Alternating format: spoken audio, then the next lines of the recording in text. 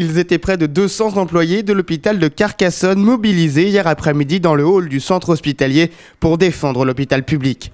Ils protestent contre le projet de loi santé en discussion au Sénat et qui prévoit un plan triennal de 3 milliards d'euros d'économies, avec pour conséquence la suppression de 22 000 postes au niveau national, mais pas seulement, des services pourraient être aussi supprimés. Pour supprimer des postes et pour forcément diminuer les frais dans l'hôpital, qu'est-ce qui va être visé? La suppression en France de pratiquement 70 services d'urgence, et dans tous les hôpitaux de France, on va assister à des fermetures de lits.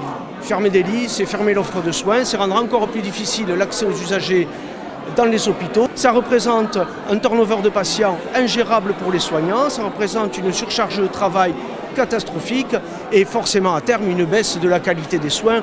Et vous savez, quand on est soignant, forcément c'est ce qu'on vise en premier, la qualité des soins et du service qu'on rend aux malades, tout simplement. Une loi qui a des conséquences directes sur l'emploi local. 45 postes pourraient être supprimés à l'hôpital de Carcassonne.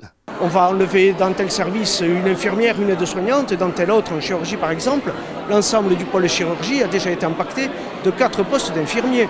Comment voulez-vous prendre en charge les files de patients si on vous enlève le personnel? Et puis, chose totalement contradictoire avec la mission qui est la nôtre, c'est comment demander à des hôpitaux qui sont en difficulté. La moitié des hôpitaux en France sont en contrat de retour à l'équilibre, en gros en déficit, quoi. Dans le privé, ça s'appelle de la faillite.